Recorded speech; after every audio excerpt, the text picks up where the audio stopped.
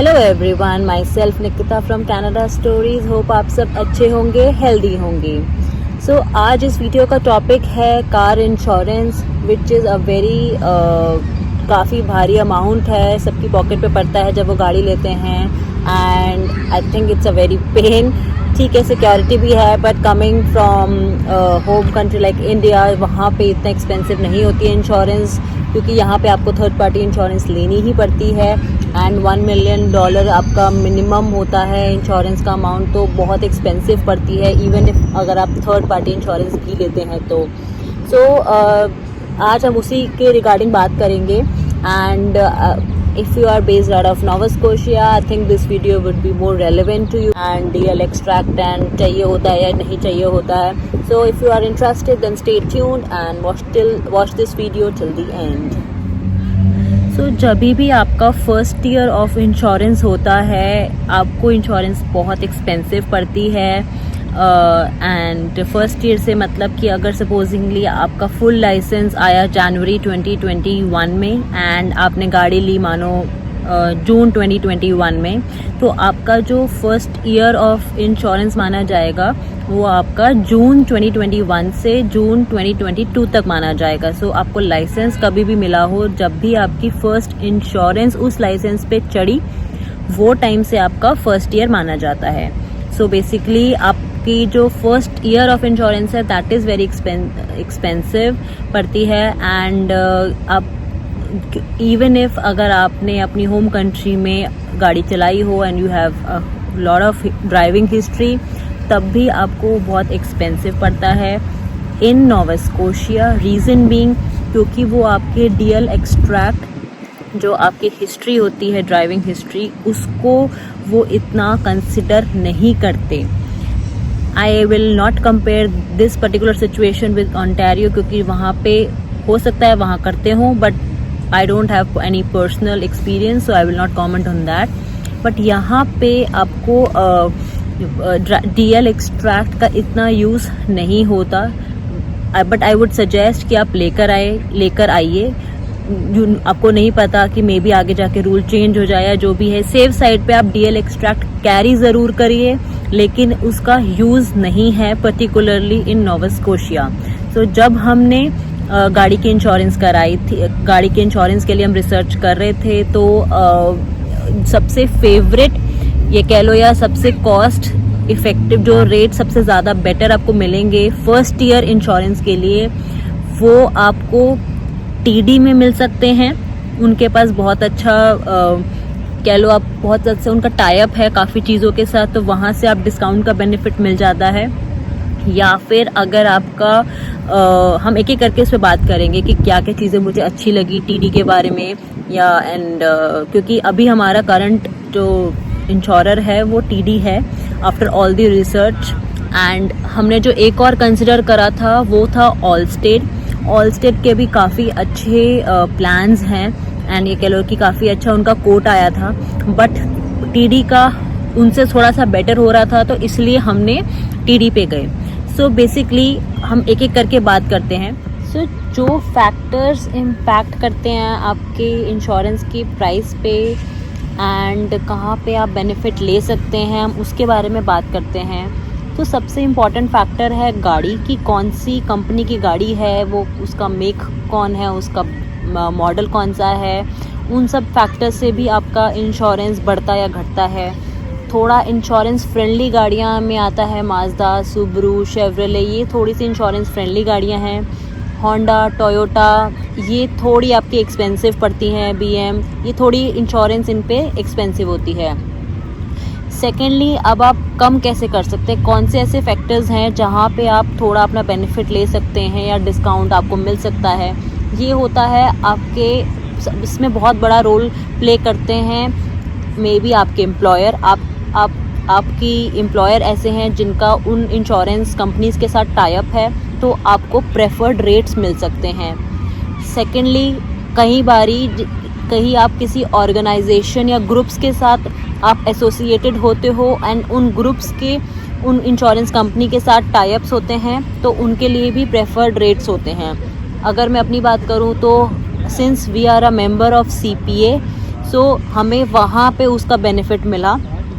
And हमें, क्योंकि हम अभी स्टूडेंट्स हैं and my husband has already given the exam, तो उनको वहाँ पे वो बेनिफिट मिला, उनको CPA और एज अ ग्रुप के साथ का रेट का एक बेनिफिट मिल गया डिस्काउंट का।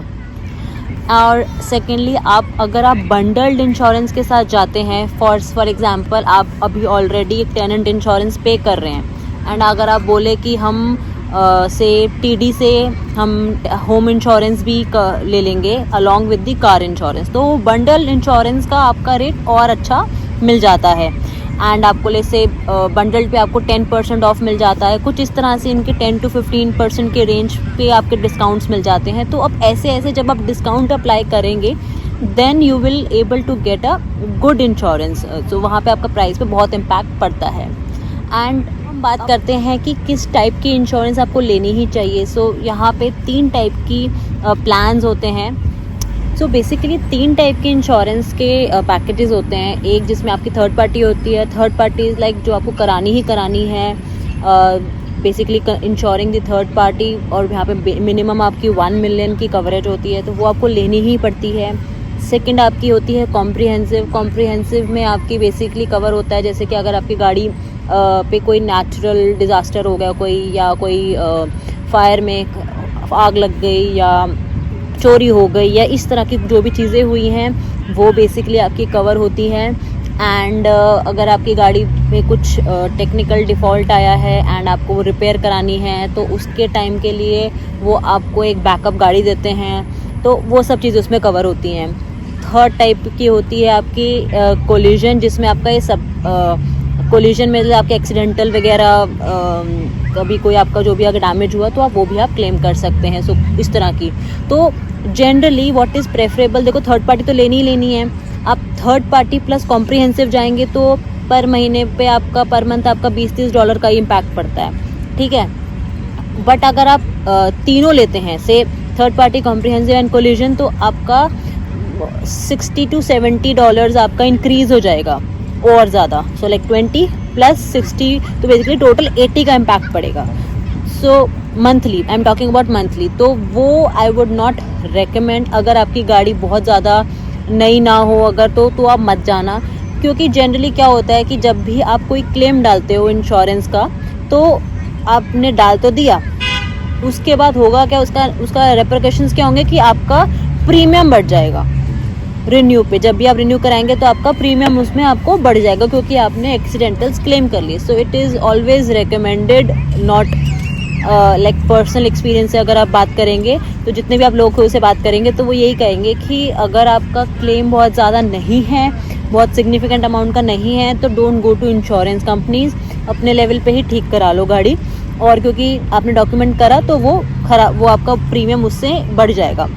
सो ये एक बात है। तो इसलिए व्हाट इज़ प्रेफरेबल कि आप अपना थर्ड पार्टी लें और साथ में कॉम्प्रिहेंसिव ले लें इस चीज़ में, and apply all those discounts जो आपको एप्लीकेबल हो, लाइक ग्रुप्स के डिस्काउंट्स, आप एसोसिएटेड किसी ग्रुप के साथ हो, कोई अपने एम्प्लॉयर के, यूनिवर्सिटीज़ के, या इस तरह के जितने भी आप बात कर सकते हैं। कभी कभी कोई ऐप डाउनलोड करते हो तो भी उसका कोई डिस्काउंट आपको मिल जाता है, डिपेंडिंग। आप वो एक्सप्लोर करो जब भी आप रिसर्च कर रहे हो, जो भी आप इंश्योरेंस के लिए आप कंपनी से बात कर रहे हो, उनसे कोट्स लेते हो, तो वो आप ट्राई कर सकते हैं। सो एक बेनिफिट जो हमें मिला था वो ये था कि जब हमने TD के रेट्स एक्सप्लोर करे तो हमने इसमें ऑनलाइन उनका जो फॉर्म होता है, ऑनलाइन कोड जनरेट करने का जो एक प्रोसेस होता है, हमने उसके थ्रू पहले इनिशिएट करा। हमने खुद फॉर्म भर के सब चीज़ें उसके अंदर डाली अपनी, एंड उससे हमारी ईमेल पर एक कोड नंबर जनरेट हो गया और वो हमारा कोड आया।